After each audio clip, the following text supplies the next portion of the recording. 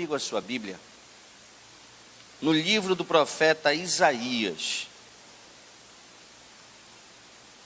Eu decidi falar sobre esse tema que sempre me chama muita atenção, porque nós estamos há poucas semanas num propósito que foi estabelecido pelo nosso pastor, pelo anjo dessa igreja, pelo nosso querido apóstolo Monteiro, de buscarmos algo diferente de Deus, de buscarmos através de consagração, através de renúncia, através de jejuns, algo que temos lutado para alcançar, que temos colocado diante de Deus como um propósito, como um alvo, mas que por impedimentos, por situações que nós não conseguimos dominar, nós não alcançamos.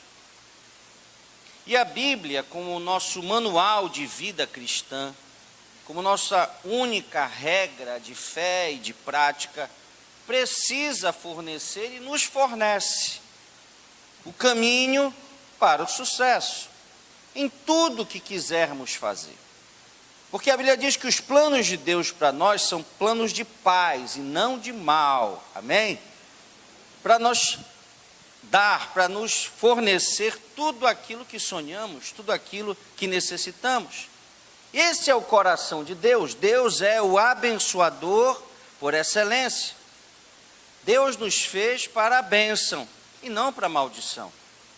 A maldição, a tristeza, a derrota são consequências dos nossos atos, das nossas escolhas equivocadas. Muitas vezes até de propósitos acertados, mas de meios, de realizações equivocadas. E aí esperávamos colher o bem, mas colhemos o mal. E esse texto aqui de Isaías 58, nos fala do verdadeiro jejum. É o título que algumas Bíblias colocam, porque é óbvio que na versão original não há título, mas na organização da tradução de várias versões, vocês vão encontrar ali o título do capítulo, o verdadeiro jejum. E é óbvio que se há um verdadeiro jejum, é porque há um falso jejum, há um pseudo jejum. E esse verdadeiro jejum pode ser projetado para o verdadeiro culto ou para o verdadeiro cristianismo, que Deus espera que nós possamos viver e levar adiante.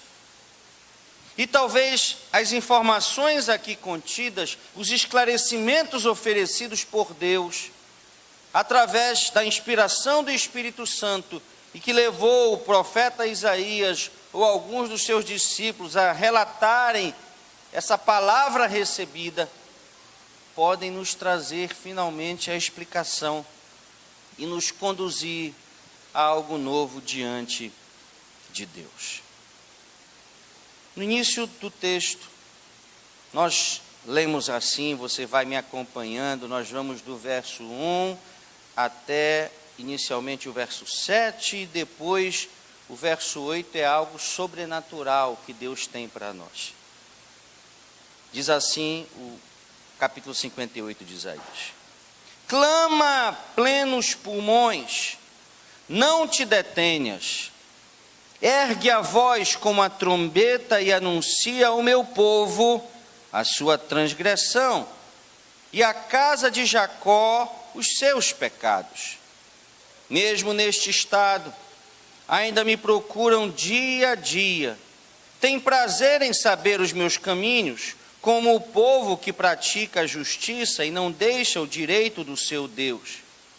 Perguntam-me pelos seus direitos da justiça, e tem prazer em se chegar à casa de Deus. Nós vamos encontrar aqui um povo que busca Deus. Nós vamos encontrar aqui um povo que tem prazer em saber os caminhos de Deus. Nós vamos encontrar aqui um povo que aparentemente pratica a justiça e não deixa de lado os mandamentos de Deus. E um povo que por conta disso questiona a Deus quanto ao que acham justo, questionam a Deus quanto aos seus direitos para com Ele. Então, aparentemente, tudo vai bem. As atitudes, as condutas, os propósitos são todos satisfatórios.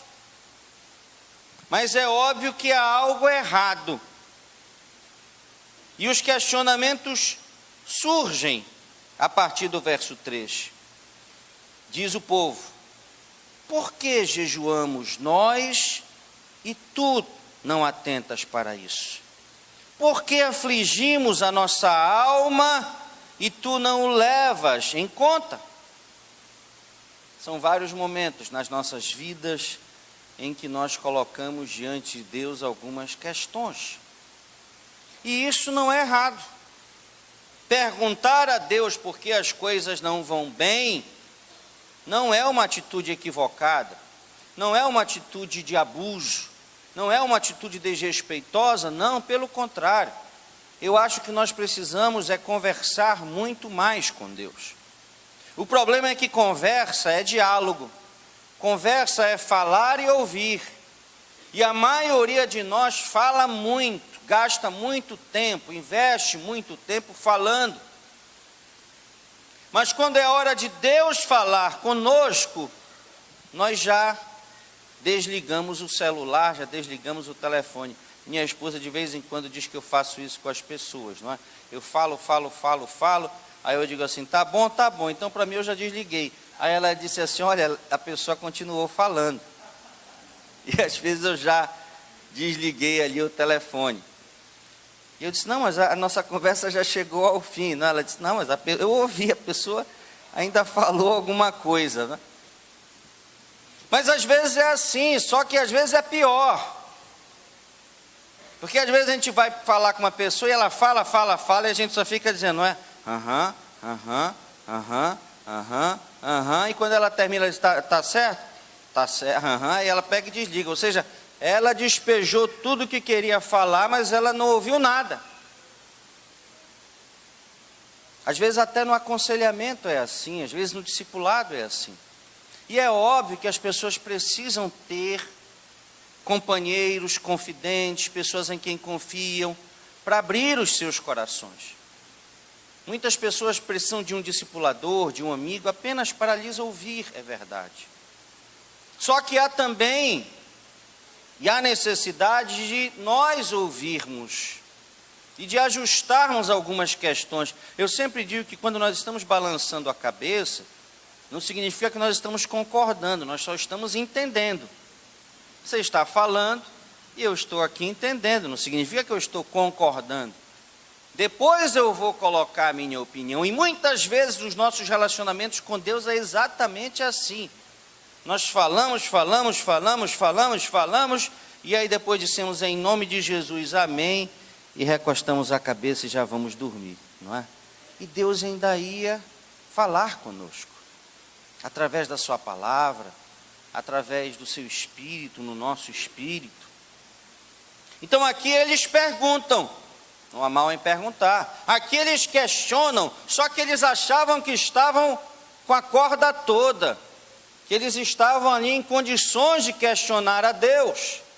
E aí eu me lembro do episódio conhecidíssimo, não é, de Josué, na história lá de Jericó. Logo depois de Jericó, daquela conquista, ele achava que estava com tudo, e que podia conquistar outras terras, foi lá para aquela cidadezinha, e foram derrotados. Aí foi a mesma história, eles rasgaram as suas roupas, se jogaram no chão, se jogaram lá o pó. Oh meu Deus, como é que tu nos abandonaste, nos envergonhaste, não sei o quê. E aí você lê ali Deus falando com Josué, como se ele dissesse, ei Josué, para com essa tua palhaçada, não é? Para com essa tua história, levanta daí, rapaz. Tu estás me questionando. Quem pecou foi Israel, há pecado no meio de Israel. Vai resolver o pecado e depois tu vens me questionar, me colocar contra a parede, colocar os teus argumentos diante de mim. E muitas vezes nós somos assim aquele povo agia, não é? Por que tu não atentas para isso? Nós temos jejuado, nós temos afligido a nossa alma, tu não levas isso em conta, Deus? E aí Deus responde. A resposta de Deus é uma resposta muito séria, ele diz assim, Eis que no dia em que jejuais, cuidais dos vossos próprios interesses e exigis que se faça o vosso trabalho. Eis que jejuais, mas para contendas e rixas, e para ferir descompunho iníquo, jejuando assim como hoje, não se fará ouvir a vossa voz no alto. Então, o que Deus estava dizendo é: olha, vocês querem agir como cristãos, mas vocês não querem deixar nada que faziam quando não eram. Vocês querem continuar a vida de vocês como antes. E há muitas pessoas que confundem aquele convite, aquela chamada que nós fazemos ao final de cada culto. Olha, venha como você está. Deus te recebe de braços abertos. A igreja é um hospital. A igreja não é um lugar para sãos. A igreja é um lugar para doentes. A igreja não é um lugar para salvos, a igreja é um lugar para perdidos se encontrarem e aí sim serem salvos por Deus. E as pessoas então vêm e acham que podem iniciar um processo de comunhão com Cristo, com Deus, e manterem as suas vidas exatamente como eram antes. E não. É claro que algumas mudanças são rápidas, são imediatas. Há pessoas que se convertem na segunda-feira, e muitas vezes no próprio domingo, se converterem de manhã ou à tarde, já chegam em casa no início de um processo de mudança pessoal, porque a salvação é pessoal. Tem gente que se converte e quer mudar logo a família toda. Não, quem tem que começar a mudança é ele. Então há um processo de conversão, que quando a pessoa vem aqui à frente, ela decide que estava caminhando para o inferno. Ontem eu falei isso na EFAL. Ela reverte a sua vida e muda de caminho. É um giro de 180 graus, mudou completamente. Agora ainda há uma longa caminhada, uma jornada que se chama santificação, a qual nós vamos trilhar dia a dia, e eu não posso ficar aqui parado. Eu me converti, eu tenho que reiniciar a caminhada, ainda é uma jornada, é longa, é para a vida toda. Só se encerra quando morremos, ou só se encerrará quando Cristo vier buscar a sua igreja. Eu e você vamos para o céu, amém, queridos? Amém. Glória a Deus. Então é uma caminhada longa, não é uma corrida de 100 metros, é uma maratona da vida toda. A santificação. Logo, nós não podemos continuar como éramos antes. É preciso mudar. Algumas coisas, volto a dizer, mudam rápido. Outras coisas continuam como lutas. Quando a Bíblia nos diz que tudo se fez novo, as coisas velhas ficaram para trás, hoje nós temos a consciência de que essa mudança radical é no Espírito.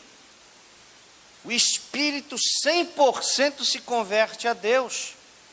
Mas ainda há questões na nossa alma, na nossa mente, ainda há questões nos nossos corpos que precisam ser ajustadas. E isso faz parte do processo da santificação. Mas eu não posso querer ver o agir de Deus na minha vida e continuar fazendo as mesmas coisas. Ficar preocupado apenas com os meus próprios interesses, não. Eu também não posso querer fazer o que é certo e o que é errado ao mesmo tempo. E Jesus também fala disso lá em Mateus, no capítulo 23, verso 23, que diz assim. Mateus 23, 23. Ai de vós, escribas e fariseus, hipócritas, porque dais o dízimo da hortelã, do endro e do cominho, e tendes negligenciado os preceitos mais importantes da lei, a justiça, a misericórdia e a fé. Devíeis, porém, fazer estas coisas sem omitir aquelas. E muitas vezes, em vários momentos das nossas vidas, nós agimos exatamente assim. Daí que o farisaísmo se transformou quase que num adjetivo de hipocrisia, de pessoas que falam algo, mas que fazem outra coisa, e mais ainda, pior ainda, que cobram dos outros aquilo que elas mesmas não fazem, não têm capacidade, não têm nem vontade de fazer. Não é a questão de não conseguir fazer, elas nem se esforçam para fazer o que é certo ou para deixar de fazer o que é errado, mas são juízes do mundo. E nós temos que tomar cuidado quanto a isso. É aqui que Jesus nos alerta. Fazer o certo e fazer errado ao mesmo tempo. O verso 4 nos fala de boas atitudes com más motivações. E olha, se nós formos lembrar da história de Davi, sempre é um referencial, para o bem e para o mal, para o melhor e para o pior. A velha história, não é, da condução da arca para Jerusalém. Mas motivação perfeita, era a vontade de Deus, mas a forma utilizada foi completamente equivocada. O próprio ditado popular, a sabedoria popular já nos diz que os fins não justificam os meios. É preciso fazer a coisa certa, é preciso realizar as nossas boas atitudes da forma certa e com boas motivações. No verso 5, nós vamos aprender que Deus quer para nós que Deus não quer para nós, um cristianismo cheio de ritualismos, daquele modelo previamente estabelecido, de uma religiosidade domingueira, de uma religiosidade que é medida, que é mensurada por critérios, muitas vezes estabelecidos para organizar a igreja, critérios e paradigmas eclesiológicos, mas que são apenas expressões externas do cristianismo. O se submeter a uma determinada escola, a uma determinada preparação para o batismo, o ser batizado, o vir nos primeiros domingos do mês para poder tomar a Santa Ceia, o estar aqui no domingo ou na terça, o ir a uma célula, o submeter a um processo de discipulado, o entregar dízimos e ofertas, tudo isso pode ter um fundo, uma essência espiritual, mas pode ser apenas um ritual. E a diferença está no nosso coração. É o verso 5. Seria este o jejum que escolhi, diz o Senhor? Que o homem um dia aflija a sua alma, incline a sua cabeça como o junco e estenda debaixo de si pano de saco e cinza? Chamarias tu a isto jejum e dia aceitável do Senhor? Deus agora é quem pergunta. Esses rituais que vocês fazem, eles podem cumprir algum propósito, mas se eles não estiverem amparados por um coração que se inclina, não por um corpo que se inclina religiosamente, mas por um coração inclinado, eles não valem de absolutamente nada. E Jesus fala disso mais uma vez lá em Mateus no capítulo 25, quando trata do juízo que um dia haverá depois do seu retorno à terra. E aqui há questões muito interessantes para a nossa reflexão. Mateus 25, a partir do verso 31, o grande julgamento. E Jesus diz: quando vier o Filho do Homem na sua majestade, e todos os anjos com ele, então se assentará no trono da sua glória, e todas as nações serão reunidas na sua presença, e ele separará uns dos outros, como o pastor separa dos cabritos as ovelhas, e porá as ovelhas à sua direita, mas os cabritos à esquerda. Então dirá o rei aos que estiverem à sua direita: vinde, benditos de meu Pai, entrai na posse do reino que vos está preparado desde a fundação do mundo, porque eu tive fome e me deste de comer, eu tive sede e me deste de beber, era forasteiro e me hospedastes, estava nu e me vestiste, enfermo e me visitastes, preso e foste ver-me. Então perguntaram os justos: Senhor, quando foi que te vimos com fome e te demos de comer, ou com sede e te demos de beber? E quando te vimos forasteiro e te hospedamos, ou nu e te vestimos? E quando te vimos enfermo ou preso e fomos visitar? O rei respondendo lhes dirá: em verdade vos afirmo que sempre que fizerdes a um destes meus pequeninos irmãos, a mim o fizestes. Então o rei dirá também aos que estiverem à sua direita, à sua esquerda: apartai-vos de mim, malditos, para o fogo eterno, preparado para o diabo e seus anjos.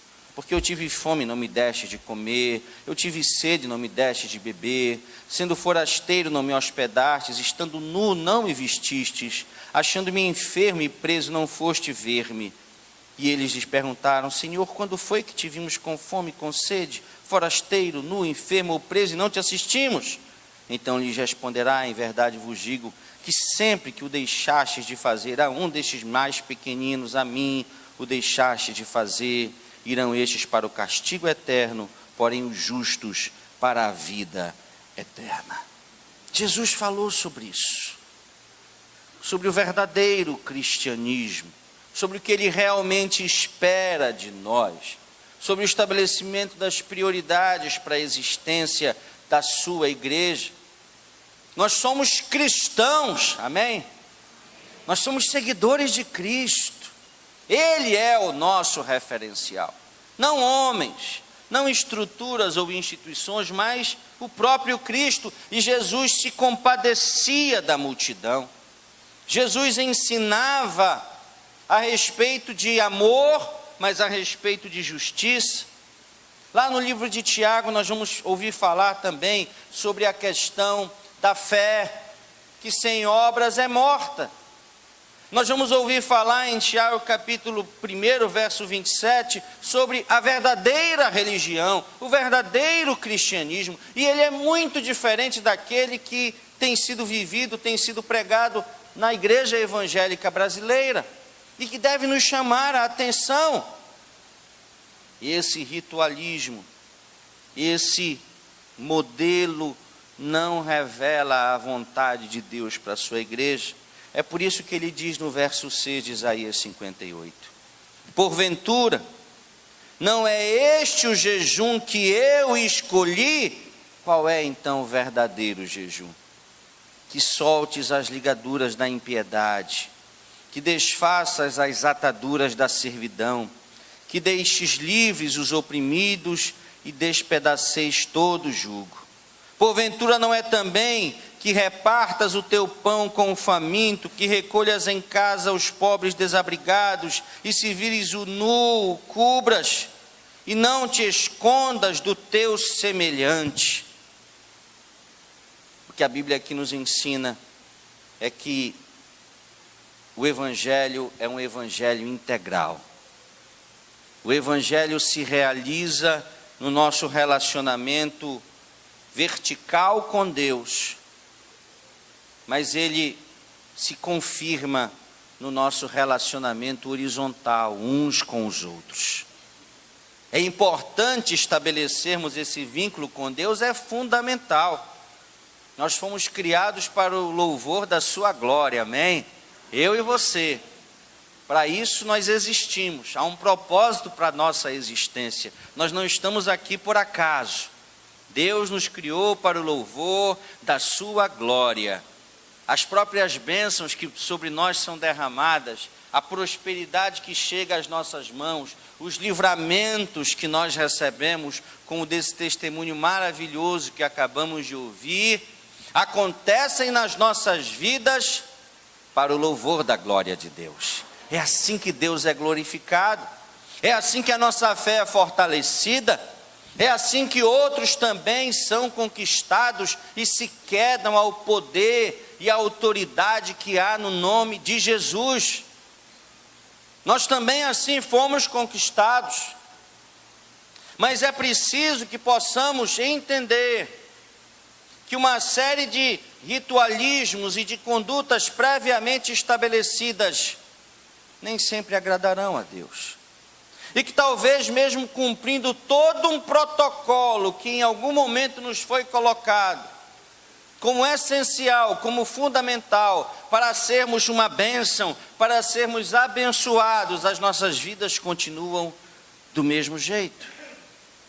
Fazemos tudo que nos disseram para fazer, mas Deus olha para dentro do nosso coração e não encontra um verdadeiro adorador.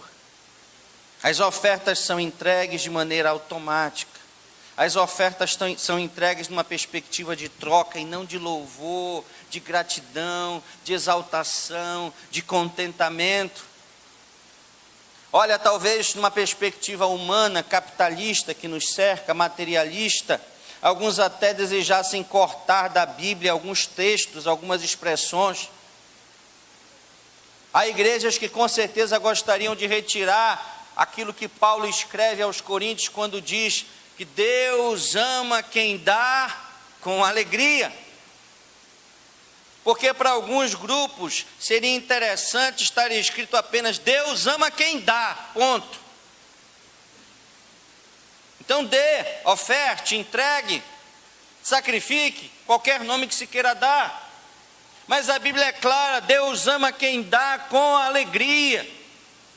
E ainda tem aquela narrativa de alguém que está indo ofertar e lembra que tem um irmão que tem algo contra si, deixa a oferta de lado e vai te consertar com teu irmão, vai te reconciliar com ele. E aí nós percebemos que para Deus, esse ato de ofertar, de entregar os dízimos, pode ser muito, ou pode não valer absolutamente nada.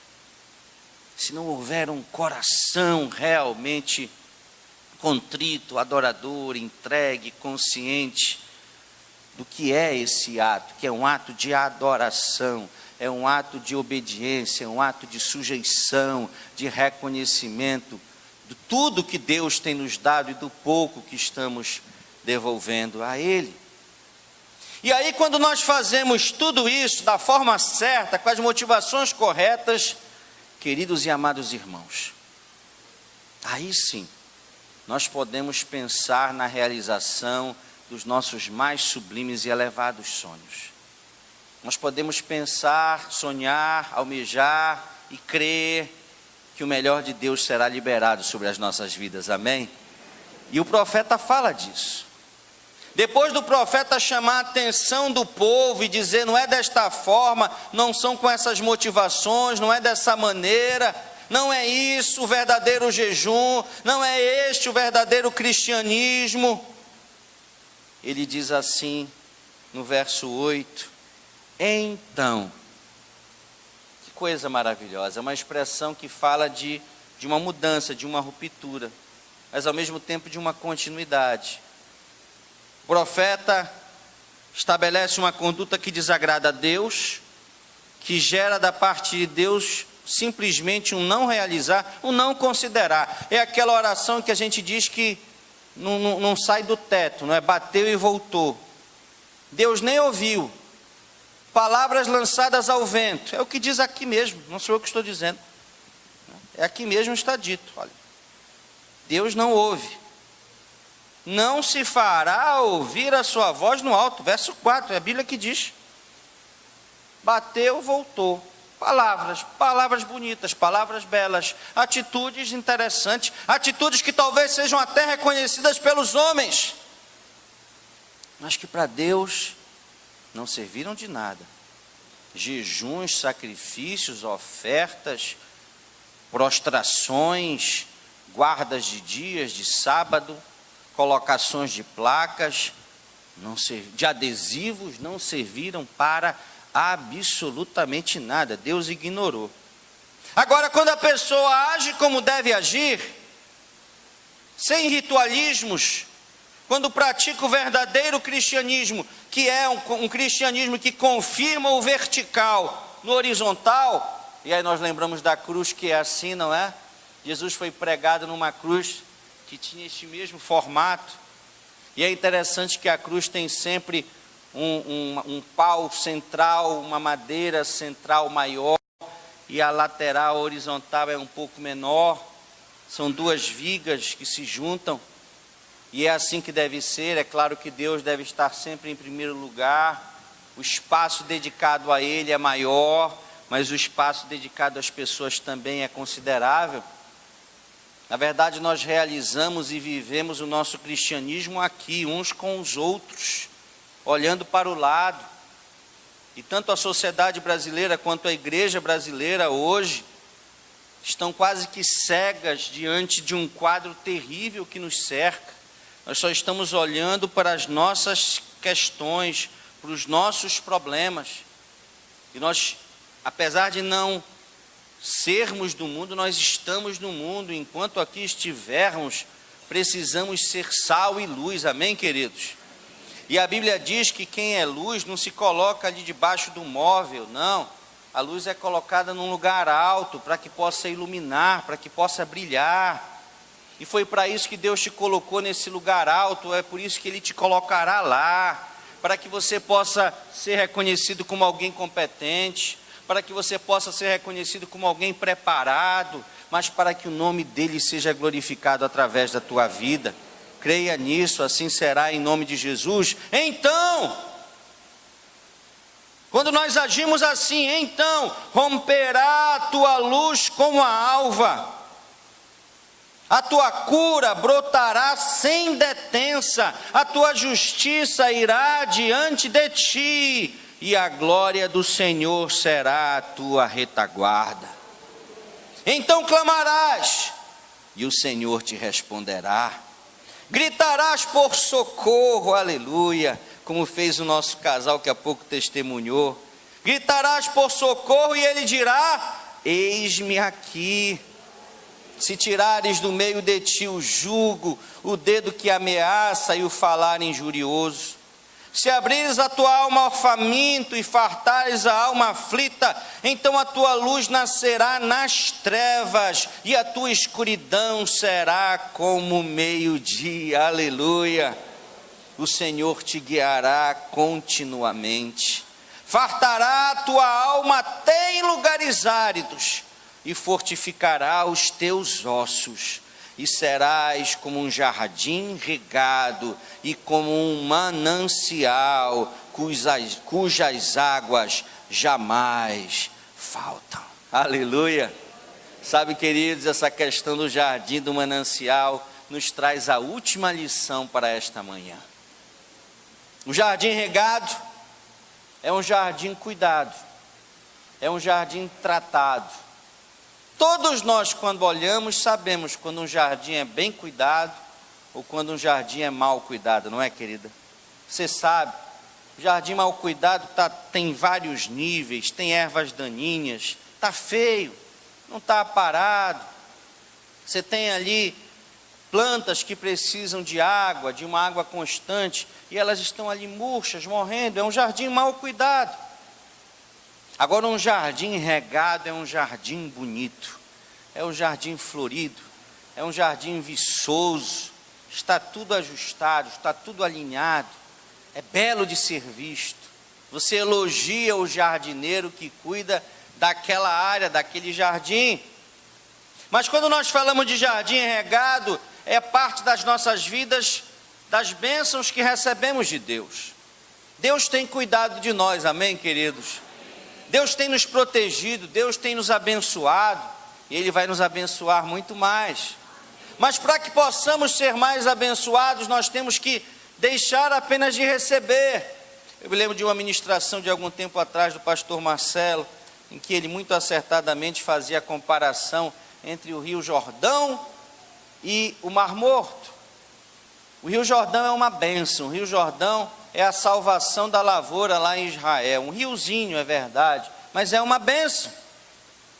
E o Rio Jordão recebe as suas águas, que vêm do degelo, do Monte Hermon, lá em cima. O degelo cria um lago chamado Merom, passa pelo Mar da Galileia e vira o Rio Jordão. é bênção, é vida, é prosperidade para toda a terra de Israel, de um lado Israel, do outro lado a Jordânia. Abençoa 2 países. Mas o rio Jordão deságua no Mar Morto. E como o próprio nome diz, é morto. E uma das causas do Mar Morto ser morto é que ele não consegue levar adiante a água que recebe. Para ali. E aquela água parada, e aqui no Pará nós já íamos lembrar da dengue, não é? Que a água parada da dengue, lá faz com que não haja mais vida. E tem muito crente que é assim. Tem muito crente que só quer receber, que quer ser um jardim regado, cuidado, protegido, que quer ter os seus espinhos retirados, as ervas daninhas arrancadas. Isso é uma bênção, mas não é suficiente. Deus tem algo mais para a tua vida, creia nisso. Deus quer cuidar de ti, quer. Deus quer arrancar essas ervas daninhas que só atrapalham, que aparentemente são formosas, são belas, que parecem até com o bem, mas que são males, precisam ser arrancadas, limpadas. Ele é especialista, ele é o jardineiro. Maria o confundiu com o jardineiro, não é? Lá no dia da ressurreição, e era Jesus. E dentre muitas das suas profissões, ele também é um excelente jardineiro. Ele vai, arranca, protege, prepara o teu jardim, mas aprenda uma coisa: depois que ele faz tudo isso por você, ele quer que você se transforme num manancial. E ele quer te usar como um manancial para que você mate a sede, para que você supra a necessidade de muitas outras pessoas. É bom ser um jardim regado, é muito bom, mas é melhor ainda ser um manancial. E Deus quer te fazer assim. Deus te chama nessa manhã para ser um manancial, cujas águas jamais faltarão. E quando Deus fizer isso com a tua vida, Deus vai além, porque Ele sempre tem algo mais. E no verso 12 está dito: os teus filhos edificarão as antigas ruínas, levantarás os fundamentos de muitas gerações, e tu serás chamado, tu serás chamada reparador de brechas e restaurador de veredas, para que esta terra se torne habitável. Deus fará uma revolução na sua família, no seu bairro, na sua casa, nesta cidade, nesta nação, através da tua vida. Creia nisso em nome de Jesus. Fique de pé nesse momento.